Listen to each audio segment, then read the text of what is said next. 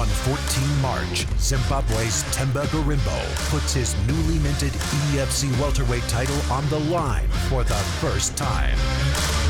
A brash Lyle Karam looks to continue his aggressive, undefeated onslaught on the division and claim EFC gold.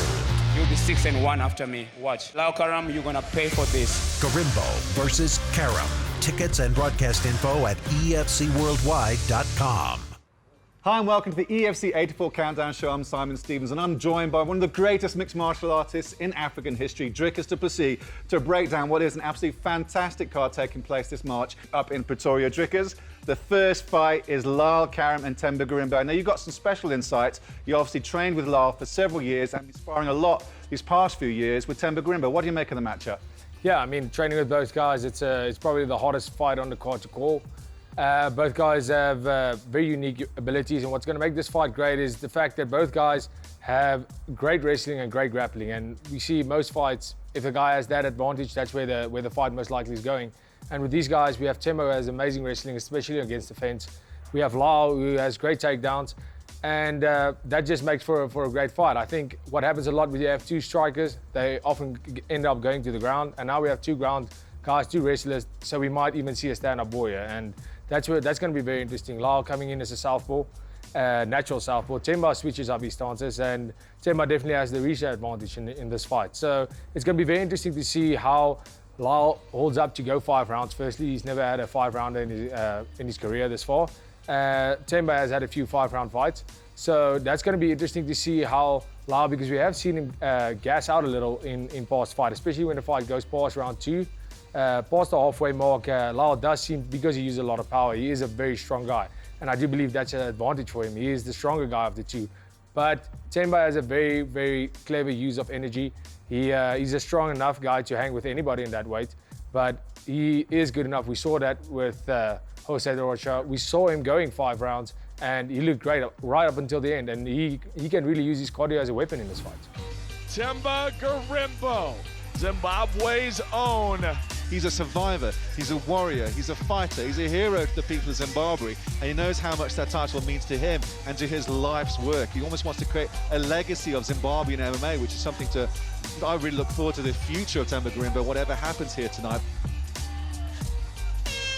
And this fight is officially on. Oh, it's a good flurry there by both lads. Gets out of there quickly. Wise move by the Brazilian. Good right cross that connected to Themba though. Let's not forget that Themba has some very, very nasty submissions off his back. Take a look at the spinning back fist. That one didn't land. Uppercut Beautiful for uppercut Themba. Remember, right through the middle of the guard of the Brazilian. Round number 2. And But de Rocha is not scared to be in a position like this. So now he's going to eat some fists. Shots. De Rocha has the single on the left leg. Gorimbo's using elbows from the top. Gorimbo gets the takedown. Well done. Going to the body, going to the head. Nice work there by Themba Gorimbo, and he's very, very good at it, being able to control his opponent. Such a grinder. And just wear you out, and that's exactly what he's trying to do right now. Final seconds here in round number 2, and we will go to a third and final round. Here we go. Jose de Rocha landing the knee, and here comes Gorimbo going right back to the well, and you can't blame him. If you're de Rocha, you need to scramble quick because you don't want to stay underneath Gorimbo. Yeah, Themba Gorimbo is one of those guys and those fighters. If he sees a weakness, he will target it. He's done that specifically in the past, particularly in those fights against Jimmy van Winkle or Juan Loba, Sidney Mokola. He's seen gaps in the armor and he's mercilessly exploits them. Themba again going for the takedown. He's got the double, he's got it locked in. Not much takedown defense again from the Brazilian. Again. He is sealing this thing up right before our eyes. Wow. All tangled up here, final seconds, and that's where the fight will end. Themba Gorimbo, most likely. And all 3 judges scored this fight 29-28 for your winner by unanimous decision, Themba the Answer Gorimbo!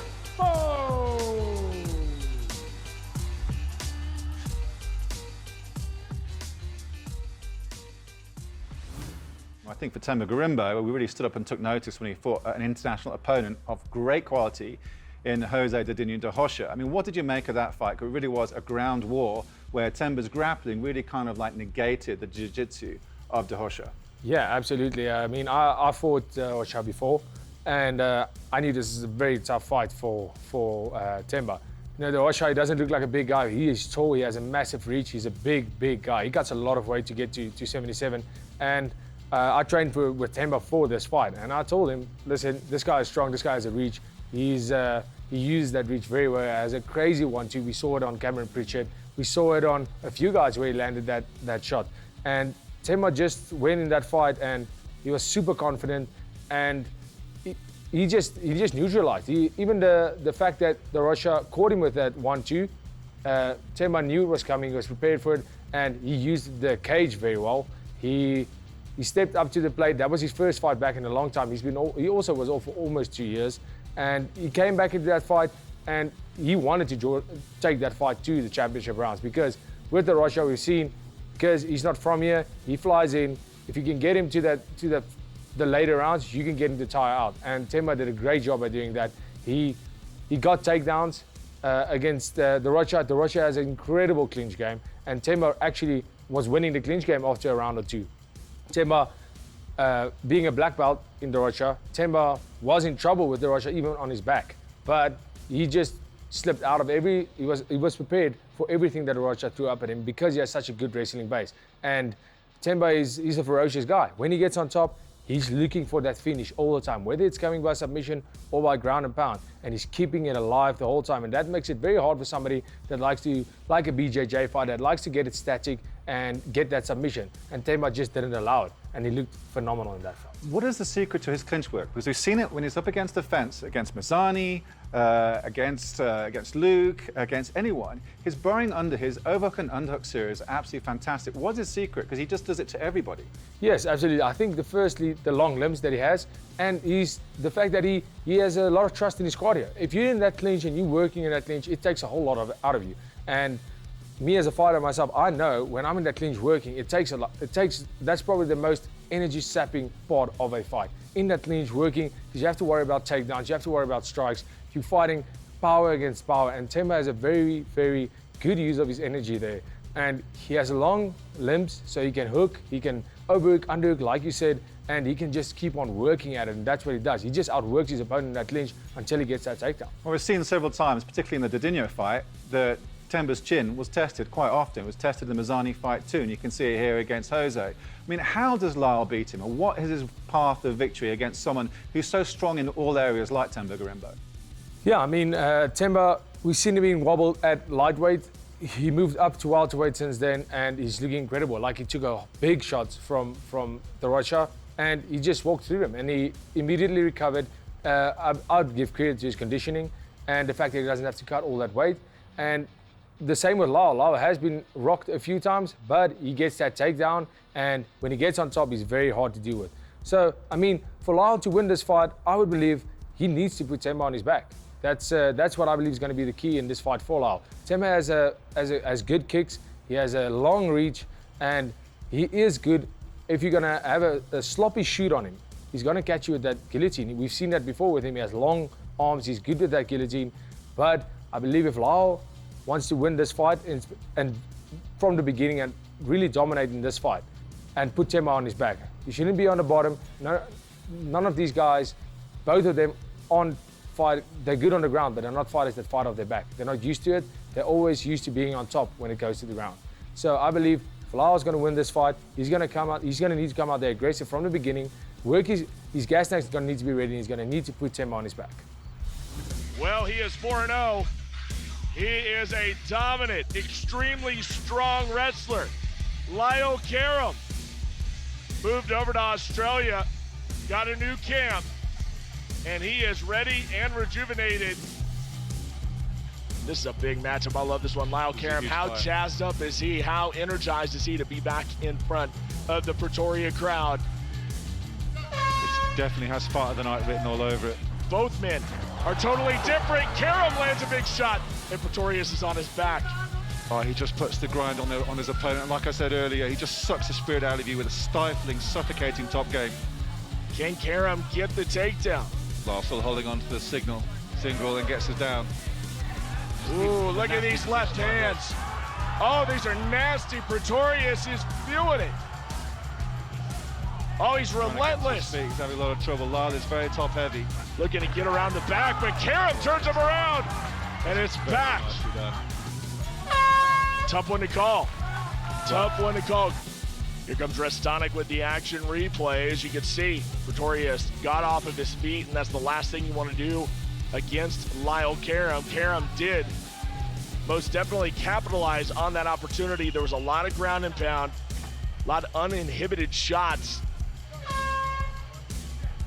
Here we go, ladies and gentlemen, round two. Now Lyle Karam back to his old tricks, back on top. As you said, he is very, very heavy on top and really, really tough to get off. I mean, very, very tough. Takedown, Stefan Pretorius prevents it. Oh, what a takedown. Pretorius has the arm. Karam's slamming him down. This thing is onto it. Beautiful display of grappling from both guys. There's such nuance and technique going into this fight. It's a very, very good chess match, that second round. Round number three. Karam's gonna have to stay busy because Ferdy Bassan's already stood him up. But now he's in a very, very dominant position. But now it's a full very mount. nasty position to be in. Could this be the beginning of the end? Lyle Karam. The nasty elbows coming in. Nasty left elbow coming in. And another one. It's got to be careful. He's going to cut. Uh-oh. Carries on that way. Elbows dropping bows on him. Ludicrous.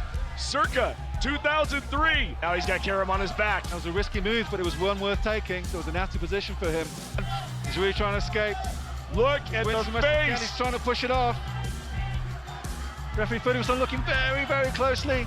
It's not as tight as it was, and I think he's let it go. Wow. Beautiful defense. Well, Stefan Pretorius goes for his own takedown attempt. Oh my word. All the way until the last second. What a battle.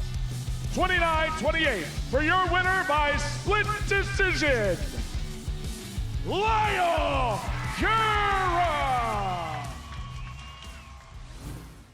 Yeah, we saw against Stefan Pretorius, you weren't very impressed with Lyle's performance. Why? The thing is, I think he also realized it. I think he would be coming to South Africa a bit sooner. The elevation makes a big difference. To come to South Africa and perform here, especially if you're fighting in Pretoria or Johannesburg, to come down from sea level and fight here, it's hard, and people really underestimate the value of being acclimatized in South Africa, especially if you're going up this high. And we've seen that with so many great athletes. If you look at the Rocha, the same with him. He's an exceptional athlete. And every single fight, he goes round one, goes round two, and then he starts to fade away because of the elevation. And I think in Lyle's fight against Stefan Pretorius, that's exactly what we saw. We saw a guy coming in here, he had a great first round, and he just depleted, and he just started going down and down and down because of that elevation. So that was one thing with that fight. Stefan Pretorius, not actually a guy on, if you look at their records, if you look at their past fights, Lyle should have made easy work in that fight. And Stefan Pretorius really showed up on a short notice, and he really performed. To be fair, I did speak to Lyle after the performance in the Hex, and he was very upset with his performance. I don't think we're going to see the same Lyle Karam against Themba Gorimbo. Yeah, absolutely. I mean, like we said, ring rust could have been a factor. And I've trained with Lyle for a long time, since the beginning of his career. And I honestly have to say, that wasn't a true reflection of what Lyle brings to a fight. He's an aggressive guy. He's a hungry guy. And in that fight, I think that was probably his worst performance of his career. And that happens to everybody if you have an off day. But I honestly feel coming to this fight, this is the biggest opportunity of his life. And I do believe he'll be coming this hungry and ready as ever, and probably put up the best performance that he's ever done. We've seen before Lyle's top game is really stifling, isn't it? And he's had several ground and pound victories. I mean, when he came in against his debut against Tyrone Bester, I mean, he just tore through him straight away. Against Marcel 10 years, I mean, he's fought very good grapplers before, but his top control is so stifling, and yet off his back, Themba Gorimbo is very dangerous. How do you see it working out on the mat? Yeah, I mean, Lyle, when he gets on top, he's very heavy. He's a big guy for fighting at 77 kilograms. He's a really big welterweight. Themba walking around, no, he walks around closer to the weight. So the weight advantage definitely going Lyle's way. But then you have the advantage again of Themba having that cardio. So if Lyle gets on top, that's going to be it's going to be hard for Themba, and I would believe submitting Lyle from the bottom is not going to be an option for Themba. I don't think Lyle will be in a position where he makes mistakes like that. He is strong, so he can really just power out of anything. And that's where Themba needs to be needs to be wise, and he needs to realize if the fight keeps on going that way, even if the fight Lyle gets him on his back and he just keeps him there, Themba's losing that fight. So he needs to make sure when he gets on his back, if he gets on his back, to get out and make sure he gets that fight either back in the clinch where they can scramble up against the fence and work his way from there. But I would definitely say we haven't seen a lot of Lyle on his back. So if Themba can get this fight on his back, and if there's one guy that can take Lyle down, it's Themba. Yeah, we saw, you're talking about the clinch work up against the Hex. I mean, Themba Gorimbo's fought some fantastic wrestlers. I mean, he did pretty well against Dave Mazzani in the clinch. He did very well. Go back to your former teammate, Leon Mainhart. I mean, he caused a lot of problems with Leon in that first round, particularly going for that heel hook. He took Leon's back at the end of that first round. I mean, he does cause a lot of problems for guys who've got very legit ground games. 100%. I think Themba's athletic ability, the fact that he's always in great shape, he comes in there, he's fit, he can go 5 rounds. Like I said, he has he's very long, he has long limbs. You're casting a lot of shade on Lyle's cardio, aren't you? No, I'm just thinking that the fact is that Themba, that is his weapon in this fight. I think obviously Lyle is going to go back after his last performance and they will try and fix that. They will make sure to improve on his cardio. This is his first 5-rounder. So, and we have seen him gassed in fights before. We have not seen that from Themba, and Themba has had 5-round fights. So what I'm seeing in this fight, as far as what they have shown this far in their careers, Themba has the advantage when it comes to past round 2, the advantage goes to Themba. The first 2 rounds, we've seen Lyle finish a lot of fights within those 2 rounds with ground and pound, getting on top and just overwhelming his opponents. And that's where I truly believe the first 2 rounds is where Lyle needs to make it count. And as soon as it goes further than that, the odds are swaying a little bit in the favor of Themba. I agree with you, but let's say we take what you're saying and both guys are wary of their opponent's ground games, and for whatever reason it stays on the feet. I mean, there's some nice aspects in both their striking. I like Lyle disengaging from the clinch with some nice elbows. He's got a fantastic left cross. It was very, very quick. But then Themba's shown that he's got one heck of a chin against some of his past opponents. He's taken some heck of a shots and come back, particularly against Leon in that first round, for example. How do you see it happening on the feet if they're both too wary of each other's ground game? Yes, I think Lyle, being a southpaw, a natural southpaw, always makes it harder for his opponents because you don't have that many training partners that are southpaws. Lyle has been training with so many orthodox guys, but Themba does switch it up. So the thing is with Lyle, he has punch power. He has a lot of punch power because he's a heavy guy and he has heavy hands. So it's going to be interesting to see if this fight stays on the feet between 2 wrestling type fighters to see what happens. And Lyle has been training with boxing coaches for a long time, so that's going to be very interesting to see how he can deal with the reach of Themba. Firstly, Themba has a tremendous reach. Themba's stand-up in the past, since we've seen him when he made his comeback, after his first fight against Dorocha, then his second fight against Luke, we could see that he just went up a level in his stand-up. So that's going to be very interesting to see. And to see Themba making use of low kicks, that's going to be very interesting to see him making use of low kicks. That's what I would have done in the situation, especially fighting a southpaw. That's going to be a big weapon for him. But then again, you're sitting with the risk of getting taken down when you throw those kicks. So I think in the stand-up exchanges, that'll be very interesting. And I think that can make for a very interesting fight. Like you said, with Lyle disengaging with elbows, we saw in his last fight that he fought in Australia. He caught the guy with a few nice elbows, and that's brilliant. And we saw with Luke Michael and Themba Gorimbo in his last fight that Themba was just so sharp. Everything Luke threw, Themba just took it, absorbed it, made Luke miss, and he made him pay. And that's going to be, I honestly think, even though we have 2 wrestling type fighters here, that's going to be the guy who's going to win this fight. Is the guy who's going to, on the feet, get the other guy to make a desperate shot and get himself in trouble. Themba, the answer, Gorimbo. He's had his shot at a championship before, and he lost. But now he comes back in a division that he has not been touched in. And here we go. This fight is on and popping. Oh, the nice big left high kick by Themba Gorimbo. I mean, how long have they been teammates? I mean, for a couple of years, 2-3 years, these guys were in the same gym. Gorimbo gets back on top, nice reversal. Referee Bobby Cardenas is causing a halt to the fight. Yeah, that's going to take major stitches. Look, it's not. They're going to wave it off. I'm going to be honest with you, it's what's going to happen. It is dangerous, but it's not. How are they going to let him fight? It's not flowing particularly bad. And I don't think it might have happened when Luke shot him for the takedown. And Bobby Cardenas is resetting. We are carrying on. Hey. Oh, and he goes right after it. I mean, right after it. Fight IQ, whether you like it or not, ladies and gents, from Themba Gorimbo. That's going to leave him open for a lot of things. There it is. Too deep. Themba's still got the neck. Luke's trying to posture up and escape. I don't think it's in. Wow, Luke's gonna get out. Could this be his moment? Big shots from Themba Gorimbo. Oh, But Luke Luke's still alive. still defending. Themba, He's finished, he's covering up. he's a man He's done. possessed. It's over. He's your new welterweight The champion. first Zimbabwean champion in the history of mixed martial arts. Themba the Answer Gorimbo, what a fantastic win. And new EFC welterweight champion of the world, Themba the Answer Gorimbo. Themba's angles in the Luke Michael fight in that first round, he was all over the place. And against the southpaw, that'd be very handy. But Lyle Karam, he does come very quickly. He's able to close the distance in the hexagon very, very quickly. Let's say all things equal then. In terms of that inner fire, there's something that burns within Themba Gorimbo. Is that something that Lyle Karam can match in terms of the inner fire, the spirit within him? When it comes down to the championship rounds, for example, the 4th and 5th rounds, when it's still on the line, who are you going to have? Like I said, first 2 rounds, I give the odds a little bit in Lyle's favor because of his strength and the fact that he's the bigger guy and his top control. And as soon as it goes past the halfway mark, I'm giving the fight to Themba. So this is a very interesting fight, and let's see if it happens that way. But Dricus, it's one thing being the underdog and aiming for a belt, but now Themba Gorimbo, he's defending his belt and he's probably the favourite going into this fight, and that's a whole different type of pressure.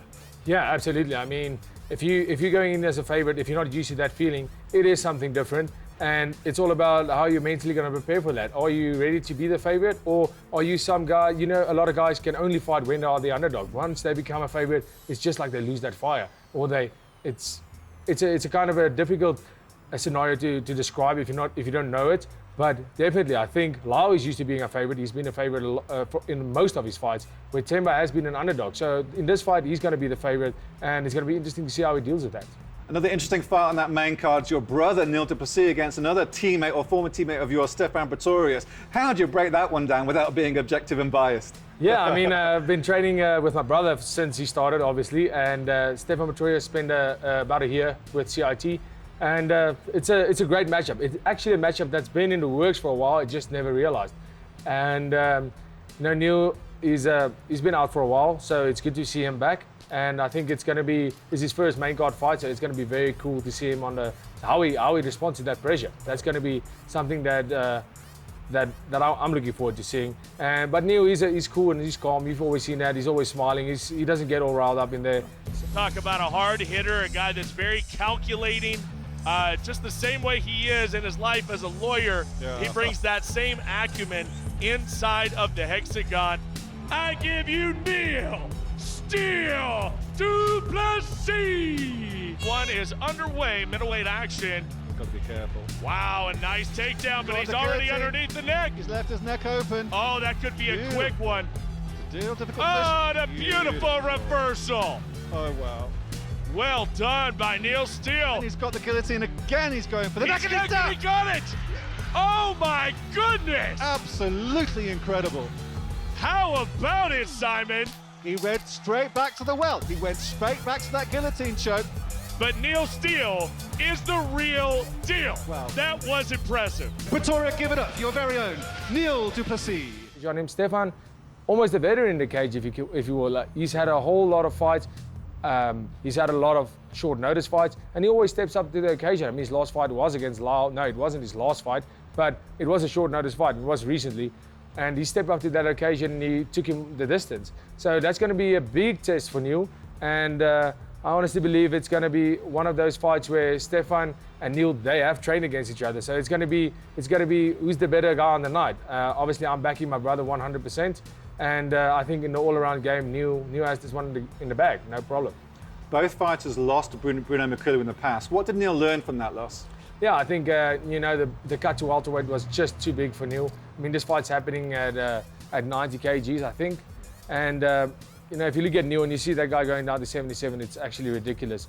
But Stefan also went down to 77 a few times. So I think that was the biggest learning for Neil, is to realize like he's not made for that weight division. And also, that first loss in the most fighters, it just fires up a new spark in them. I mean, we saw Neil after that and he performed great. We saw Stefan perform after that again, and it was great. And now making the walk, we get the return of Stefan Pretorius. He's going to pull it, and he gets it. It's a great takedown. Inflating an arm, watch out. out. Oh, dropping bows on him. That's nice. There's nowhere for long way to go. He's covering up. one after another. And this fight is over. Stepan Pretorius declaring new winner by TKO due to strikes. Stepan, Mr. King Pretorius. This fight is going to be a good fight. I don't see this fight going the distance, to be honest. Both guys are, once they get in there, they're going full speed, and we have seen both of them tired by the end of the fight, and I don't think one of them are really going to go for that. So I don't see this fight going past round 2, to be honest. Dricus, that was awesome fun. Thank you very much. Thank you. Always a pleasure. Guys, that's the wrap of the EFC 84 Countdown Show. We'll see you on the 14th March. We'll be at a fantastic event up in Pretoria. Thanks for watching. We'll see you then. On 14 March, Zimbabwe's Themba Gorimbo puts his newly minted EFC welterweight title on the line for the first time.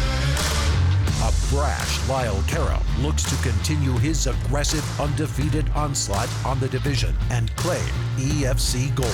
You'll be 6-1 after me. Watch. Lyle Karam, you're gonna pay for this. Gorimbo versus Karam. Tickets and broadcast info at efcworldwide.com.